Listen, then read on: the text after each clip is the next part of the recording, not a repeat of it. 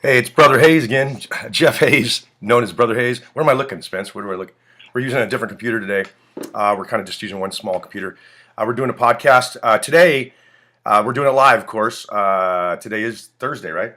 It's Thursday. We're doing it from Laguna Niguel today. We're out in Laguna Niguel, and we have a special guest today. I'm pleased to have welcome Gabriel Perez, man. Gabriel Perez. Now, Gabriel Perez is an old friend of mine. He's a young man. He works in the industry, which people don't like to. Apparently, you're not supposed to say in the industry or something like that. He's doing all kinds of things like editing. He is a filmmaker. He went to school for filmmaking, and he worked his way through this filmmaking school. And he's a very impressive individual. Gabriel, welcome to the Brother Hayes podcast. Thank you, Gabriel. What's going on? Thanks for having me on. Right on. Where are we calling right now? What city are you in?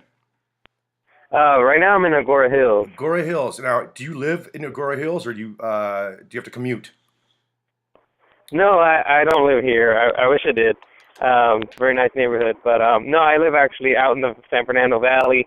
I actually work out here. Right on, right on. Gabriel, where are you? You're currently working in Agora Hills, you said, and where? What is the name of your company? Oh, well, right now I work for work for a company called Inception Digital. We basically are an encoding house. We encode movies, send them online, transfer them from a tape format to a digital format, and upload them to companies like iTunes, Xbox, PlayStation, all that good stuff. Any digital platform you can watch on your iPad, on your TV, on your cell phone. That's kind of what we do here. Well, right on. Since I don't understand a word you just said, since I'm I'm from an age with computer illiterate, but I'm sure that people understand what you're talking about. So we met. You were a teenager. How old do you think you were when you met me? I had to have been about 15. 15 years old, and I was living in a place, Temple City. We had a kind of a commune going on there, and we called it the 626. The 626, and the People's House. The People's House, we called it, and that's where I lived.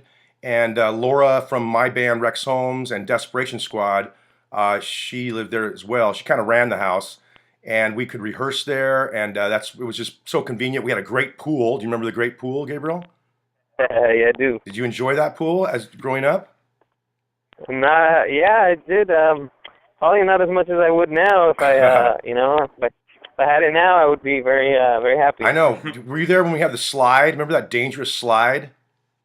Yeah. I'm pretty sure I almost fell off of that thing a couple of times. I used to take my daughter on that, and we had some great pictures and great memories from that place, the pool. But one day I came home from work. I was working at Scripps College, and one day I came home from work, and the slide was gone. The landlord just removed it. And I was pissed off because he didn't even give us a fucking warning or nothing.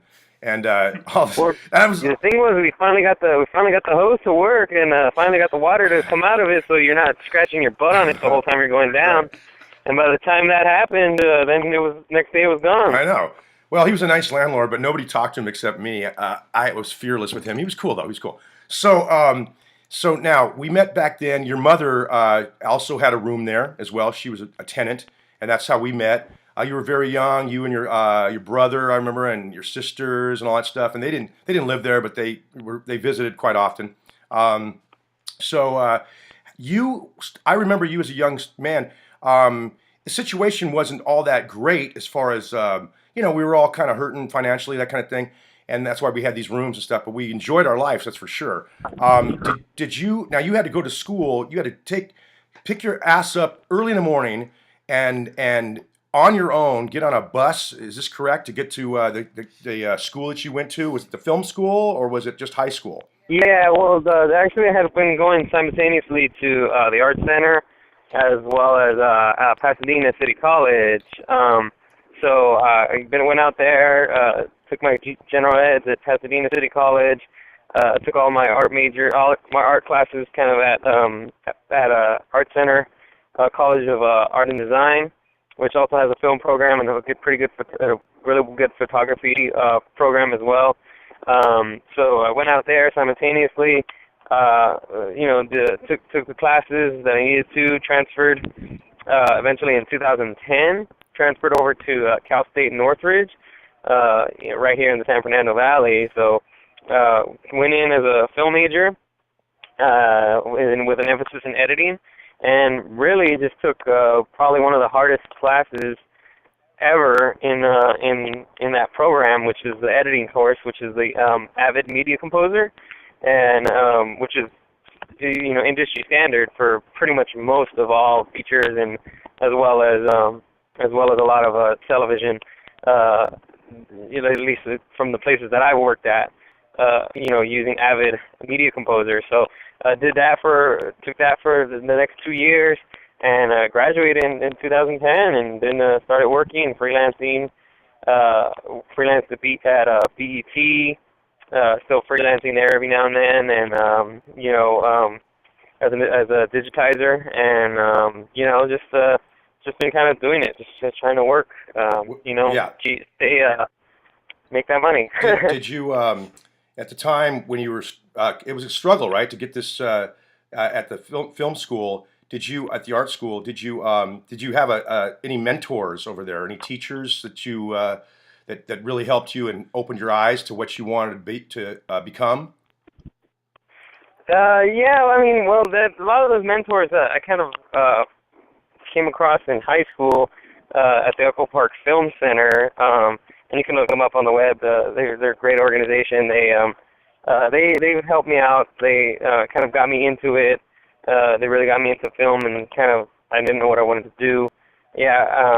So then along the way, while I was in college, I continued to stay in contact with them. My professors, I would say mostly my professors at Cal State Northridge have been the ones that have been helping me out the most in terms of what I wanted to do, and kind of giving me the best advice on the artistic side, and then as well as on the technical side. And of course, come on, Jeff, of course there is you. You did inspire. I did? Come on, Jeff. We go back a long way, so, you did create the conversations that did bring out, instances where maybe we wanted to go out and shoot, or, it gave me some information here and there about things I can include into either whether it was a documentary, whether it was a small music video that I was working on. There was some of that. That's cool, Gabriel. Thank you. And you find people here and there, and then you just kind of gather information from the different resources as much as possible, and just go to work. Did you know you wanted to be a filmmaker at a young age? Is that what you aspired to? Well, at a young age, I really didn't know what I wanted to do. Had I known how tough this industry can be, I probably would have, chose something that I knew was a little more consistent. However, after graduating and being persistent as I can be, whether it be, at BT or at any of the other places that I've worked at, I just kind of, there's that certain joy of learning, and there's always an opportunity to learn, and kind of advance. So, the more I work, the more I feel that kind of passion, and I would say as a kid, I may not have known what I really wanted to do, but once you find a good group, once you find people that you can, like I said, people you can learn from, and really, really get out there and start doing it, working, whether you're editing or going out filming, you just latch onto that, because it's kind of really exciting process. That's cool. Did you find living at the People's House, was there inspiration there? Because you saw these freaks coming in and out, for sure. Musicians, artists. You're kind of related to a great artist, Robert Jones. You're a good friend of his as well, and we interviewed him on this podcast back a few weeks ago. Did you find that the house was of inspiration to you at all? Definitely did find it inspiring.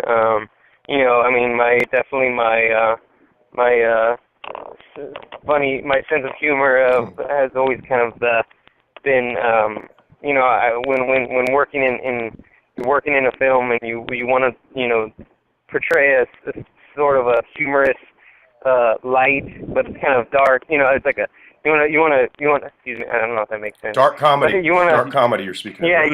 you want it to be comical, but at the same time, there's a lot of kind of darkness in that humor. So, and it's very real. It's not that it's real darkness. It's not. It's like it's very genuine. That in people's lives and the people's lives that I've come across in the house and talking with them and finding out about what's gone on in their lives, you find that there's this kind of common there's several common themes that come up, whether it be family or love or artwork or music. There's these stories there, and they all kind of go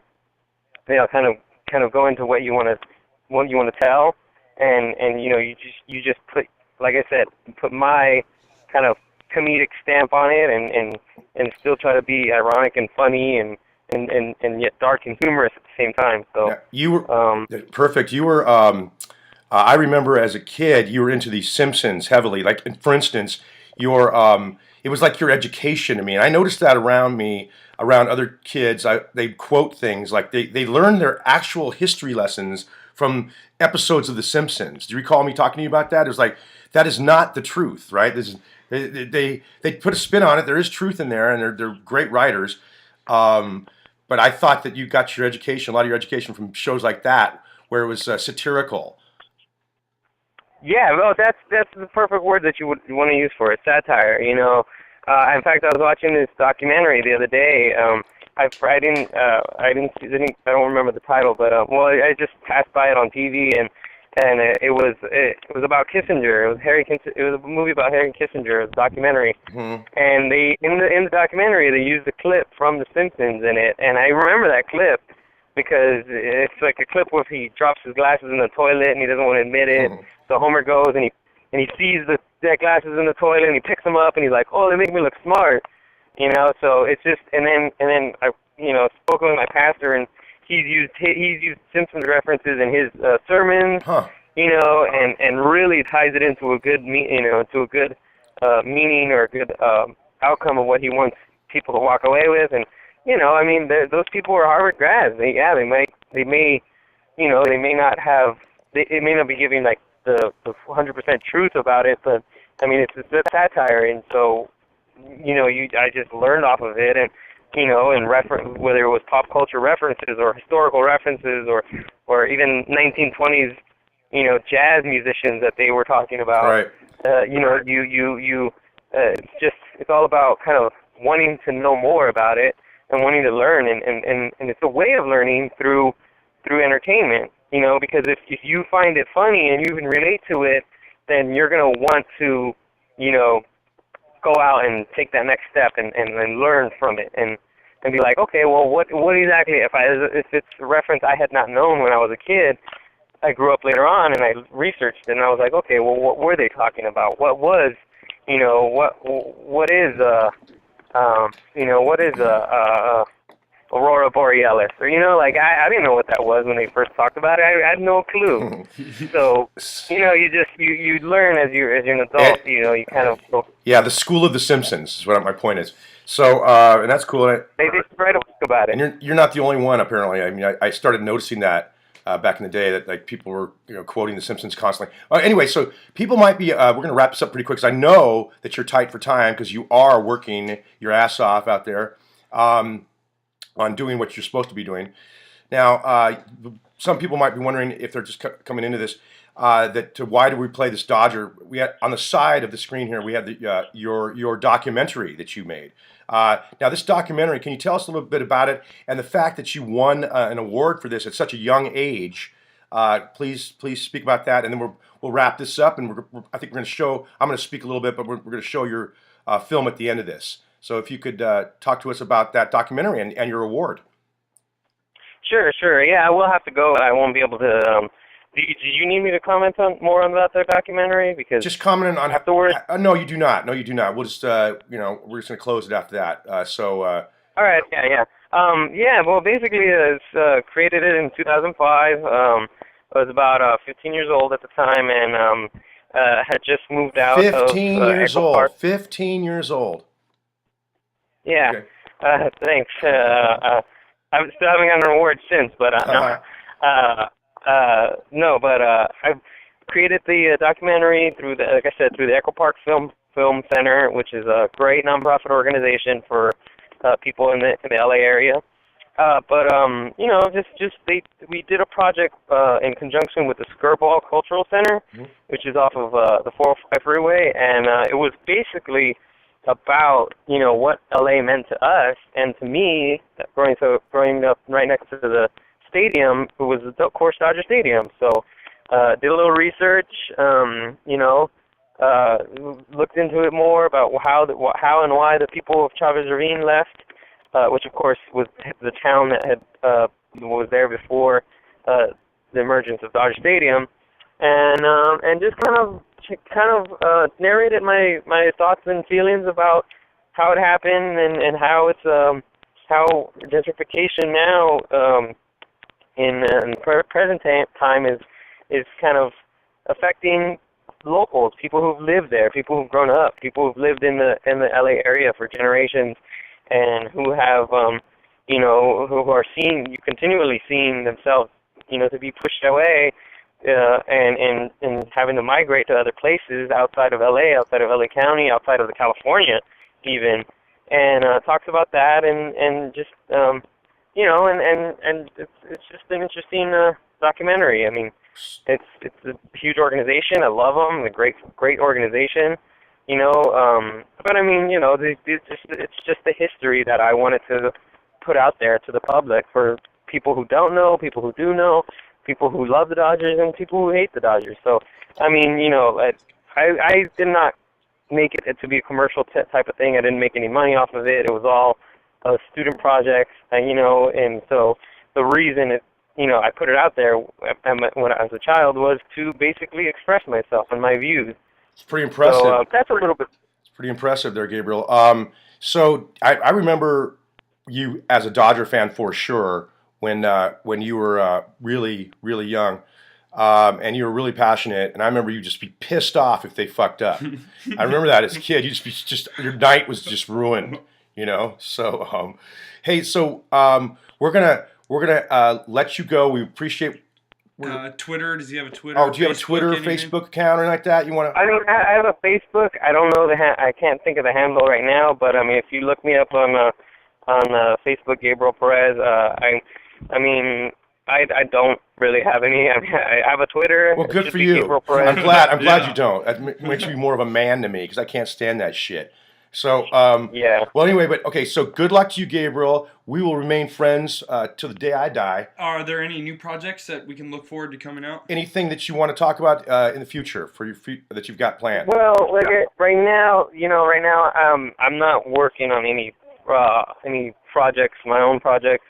I'm just working a lot. I am currently freelancing at BET as a digitizer. In their post-production department. I'm trying to work my way into the cutting room and see if I can get in there. But I mean, just little things here and there. Nothing really. Nothing. Okay. No project. A question though before you go on your Dodger Blues documentary. Did you what award did you win at a young age? What was it? It was the San Diego Latino Film Festival. There you go. And for Best Student. Hell yeah, dude. Hell yeah. Congratulations, Gabriel Perez.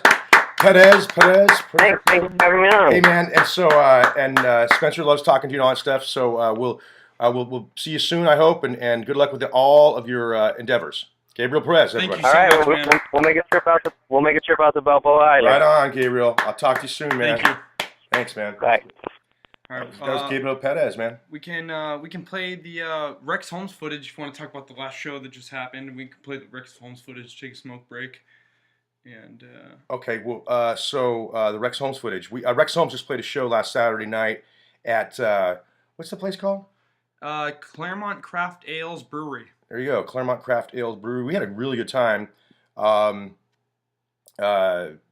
son showed up and his girlfriend and all that stuff, and it was packed. Brandon showed up, and we had the band played 3 sets in the sun. They put us in the sun, uncovered, which is always a no-no, and on a slant. We had to play on a slant. And Tracy Robar wasn't there. And our great guitar player, was missing, so Jerry O'Sullivan and myself had to play leads. And this is Jerry's shirt. This is his other band, the Claremont Voodoo Society that we had talked about before. He gave me a shirt, a free shirt. And on the back, it's got a special thing here. Let's see if I can do this right, Spencer. Am I doing this right? Yeah. Oh, there it is. There it is. And I think you're supposed to tell everyone you had to pay for it. I'm supposed to tell everybody I had to pay for it? No. I paid for it my own way. Jerry designed the shirt, too, as well. He's really proud of it. And he's constantly telling me about how donation. It's an American apparel shirt, and how it feels so good and it doesn't itch and stuff like that. And he's right. The man is right. So good job, Jerry, on the T-shirt. All right, so here's some film that we took from my phone. From Spencer's phone. Atrix, the new Atrix. Okay. Samsung. We'll play a little bit of this of the show at the brewery Saturday night, which we had fun at. We got paid. This is my job to live you well. And it's my job to make you happy. And it's my job to live you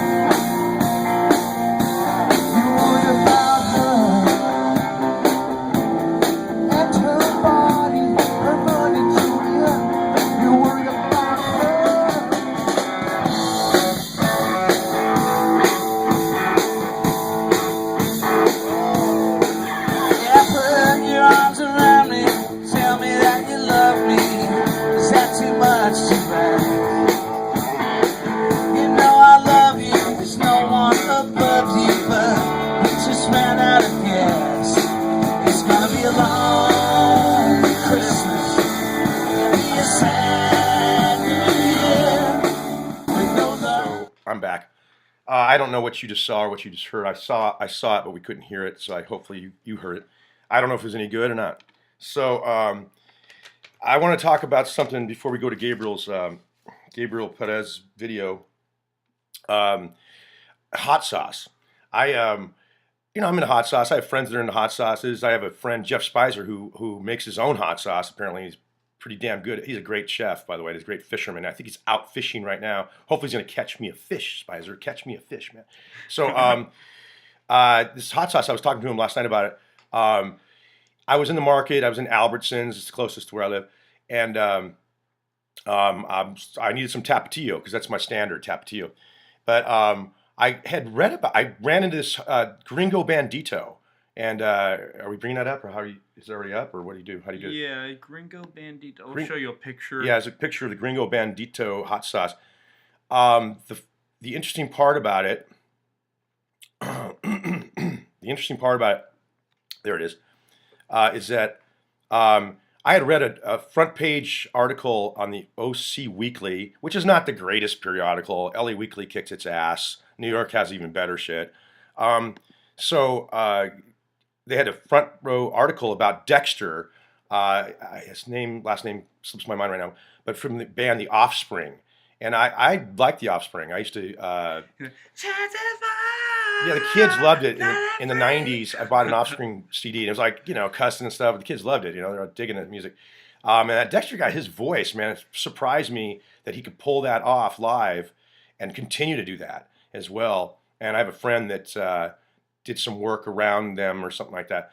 But and I asked him, is that for real? Is this guy, that good? And he's that good, apparently. So anyway, He started his own brand of fucking hot sauce. This guy's good, right? I love that kind of shit. Musicians have to cook, by the way. I've always had a theory about this. Musicians have to cook because women don't stay with us. They don't stay with us. You know, they want money and shit or something. They don't want to. So he came up with this Gringo Bandito, and I saw it in the market, and I'd heard that he was trying to get it distributed, and all of a sudden it's like I see like 30 bottles or something like that at the Albertsons up high there. It was kind of more like in the exotic section. It was not near the Tapatio. So I lucked upon this, and it was a little more expensive. The label's hilarious. On the back, he explains, because I actually turned the label around, so he got me good on this one. I turned the label around to read about, you know, what was in it. I wasn't necessarily looking for nutritional value, but I was looking for the sodium content since I'm getting older and I got high blood pressure and all that kind of shit. So I'm reading this thing, and it's so funny because underneath the nutritional value, he goes on with a statement. I have to paraphrase this. He goes on with a statement about, why are you looking at this for nutritional value? Why are you doing this? It has no nutritional value. It's hot sauce, for God's sakes. And clean your colon. It's really funny. He said, it's hot sauce. Just enjoy it. You know, don't be looking for any kind of nutrition out of this. But it was a little more expensive. It was like $3.99 a bottle. And I got it. I bought it. And How would you compare it to Cholula or Tapatio? I'd have to do a cracker test, one of those things. Now, I put the stuff on my eggs. I bought it because the dude's cool. I bought it because he's got balls enough to do this kind of shit, and he got it in market, so I support that kind of shit. Sort of like support your local musician, that is correct. Support your local rich-ass musician. Right. The local, the newest craze that I keep hearing on the television, which is so fucking stupid. It's like from farm to table or something like that. From farm to table. I'm all, fuck your farm to table. So anyway. What was it before? I don't know. Yeah, what was it for? From chemist to That's like that to your bullshit nose? fucking hot dog at Wiener Schnitzel. Right. What is in the hot dog? Would you like to upgrade to 100% beef? Yeah, what the fuck are you talking about? I want beef. What was before? Yeah, original. right. What's Right. in original? We One don't even second, know. sir. They don't even know. Yeah, we'll get the manager. And then, sir, and then they tell you, you're causing a problem here. You have to leave. We're calling the police. You don't get a hot dog. So would you have the Gringo Bandito on? You had it on eggs? I had it on some eggs. I've had it on some pasta. Was it spicy? Like He has too spicy? one of his main ingredients is habanero. Okay. So it's got a kick to So it. it burns the shit out of your It doesn't- asshole. he's got it tamed down. I'm not an expert on hot sauce, but I really thought it was really good, and I thought it was worth mentioning. And Well, I mean, you got what, 50 something years of hot sauce experience. yeah, I got some experience in hot sauce, man. And I know people that have to have their like Ian Carlson of the Dust Race Squad. He has to have his Del Scorcho or something like Del that, Scorcho. or something like yeah. that. He's got to have that, and that's what he does. But he's a hot sauce buff. Ian is. Really? As a matter of fact, a quick story. Ian Carlson of the Desperation Squad, right? He's brutal. He can be brutal. Him and his wife were living in Seal Beach at the time. I just went through a breakup. This is years ago. And I was hurting. And he calls me up like a good friend. And he says, hey, why don't you come down to Seal Beach? Forget about that girl problem. Just forget about your woes. Yeah. Bring your ass down to Like a Seal good Beach. friend Like a does. good friend would do. Yeah. And we're going to cook for you, Jeff. We're just going to go. We're going to hang out at the beach. We're going to all the bars, man. You get your ass down here. And so I thank you, Ian. Thank you. So I come down to his house. It's a little kind of a shacky house that he was renting. And it was really cool. And Seal Beach is great. And then all of a sudden, like, we're talking. I got a beer in my hand, you know. It's a beach, and I'm feeling better already. And him and his wife, Brigitte, were talking to me, going, and then I see Ian's famous hot sauce collection in the kitchen. I'm like, wow, that's the collection, man. I've heard about this. He's like, oh, yeah, Hayes, man, come over here. And so he's telling me about where he got all these different sauces and stuff like that. And I was just... Hot sauce collection, that's like one way from having a quarter of every state, you know. Quarter collection? It's- A coin collection? I don't know. Well, a hot sauce collection is something that you could ingest. Check out my quarters, hot you sauce. could swallow a quarter if you want, but good luck. So Ian's got all these hot sauces, and all of a sudden, he's going, here, you got to try this. I go, no, I heard about this. I had heard about this from somebody else. Watch out for Ian when he offers you hot sauce. He will burn the shit out of you. He just to have fun, because that's how Man, Ian is. He He's needs like, payback. Somebody to like take him. he to loves it. He's a like, ha, ha, ha, ha. Jiu-jitsu. I gotcha. Take him to a fucking jiu-jitsu dojo and then just have that one black belt. Just fuck it. Watch out when you go to a jiu-jitsu clinic. This one black belt fucking breaks your arm up your ass. That's right, Ian. Okay, so Ian, I had heard about this, so I was warned, and yet I go, okay, I'll try it. He goes, no, this is a really hot one. He puts a little cracker. He's all prepared, man. He got the crackers, little dab on the cracker, and then all of a sudden hands it to you, and then and they're looking at me, his wife and him looking at me, and I tasted it. I was warned it's hot. I go, okay, I'll try it. You know, and I ate the cracker and the hot sauce. I'm, whew, that was good. You got me, dude. That was really good. It was hot. It was hot. It's really good, but I mean, whew, that was good. And he goes, this one's not as hot. And I was like a sucker. I put it in my mouth. He suckered me into it. He goes, Yeah, here, this that's one's, illegal. how, This never actually happened. This is a joke. why? So he puts the cracker, and all of a sudden I'm eating it. And then, I mean, the next thing I know, I was on the floor of their kitchen, snotting, snot pouring out of my face. Who knows? Crying. Maybe they did this to somebody else with a heart condition, and that's that why could he be. doesn't They live call in that the Seal Beach. eggshell law or something like that. If you hit somebody in a car and they have a messed up something anywhere in their body, and you fuck them up more, it's your fault. It's your fault. It's your fault, Ian. Yeah. Just kidding.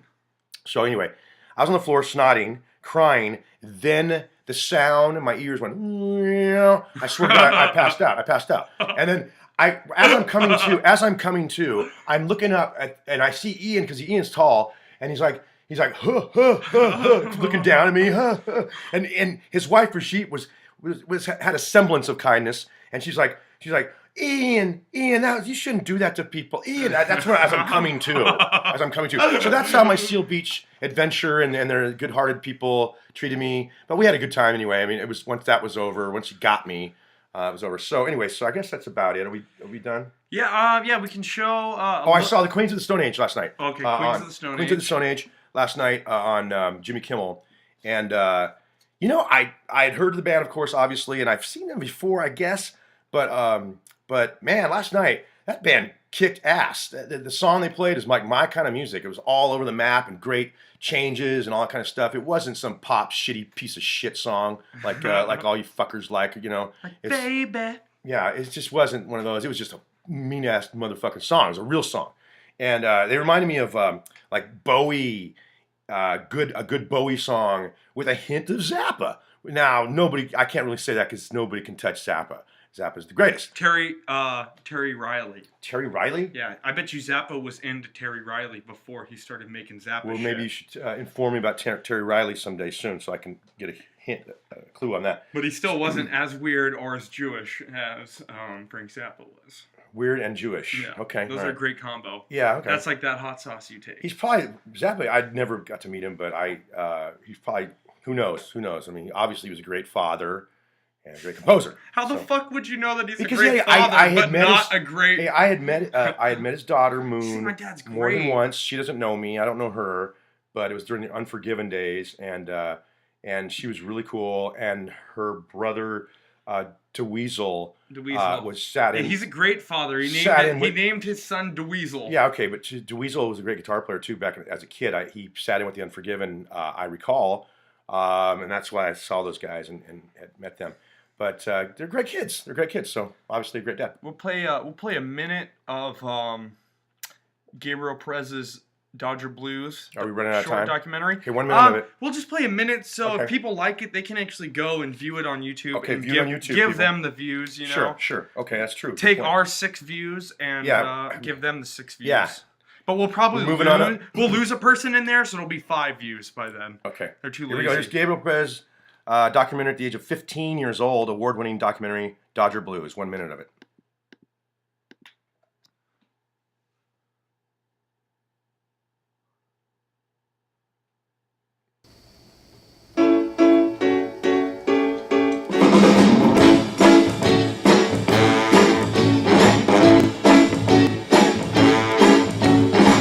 Now let me tell you about a swinging scene. Though Pisa has a tower that can lean. No matter where you've been or what you've seen, there is a place you gotta dig, I mean. Dodger Stadium. Dodger Stadium. There once was a poor Mexican neighborhood just over the hills of Elysian Park. This area was called Chavez Ravine. It's kind But then of it was bizarre that he destroyed. won a San Diego Film Festival. Today, You'd think they'd just very give few it to the people know Padre exactly documentary. what Chavez Ravine was. No, I have no idea. Nope. No. What was here? Yeah. It was just a ravine. That's actually his was there any Swampland. a swampland? Or more or less, we would call it. Chavez Ravine. Alrighty. That's cool. Am I on? Yeah, you're on. That was cool. 15 years old. Come on, people. And it gets better and better. And Check it out on YouTube, Dodger Blues. Dodger Blues on YouTube. And we want to thank Gabriel again for talking to us and participating with the Brother Hayes podcast. Who else? Oh yeah, Walter. Go on Facebook and like rocktini.com. It's Walter not Clevenger. hard. Wake up, Walter. You actually have to go out of your way not to like it. Tisk, And, tisk, tisk, Walter. How would you feel if I acted like that towards your daughter? I mean, your son. Ooh, ooh. They look the same. Didn't you say Walter looks like something? He looks like a rock and roll Navajo. Rock and roll Navajo. Straight off Walty? the reservation, cocksucker. Right. Wow. I'm just kidding. Ooh. That's quoting James Gandolfini. Oh, I've been watching That's a lot cool. of. That's cool. So we're cool, Walter. Just Love you, Walter. yeah, just like us or something, Like like him us. on this thing, so that we can all get together at some point. All right. Well, so that's Spencer Hayes over here behind the scenes, and I'm Jeff Hayes, aka Brother Hayes, sometimes. And we'll do something soon. Again, we're gonna get some other people on this podcast. We'll see you probably next week.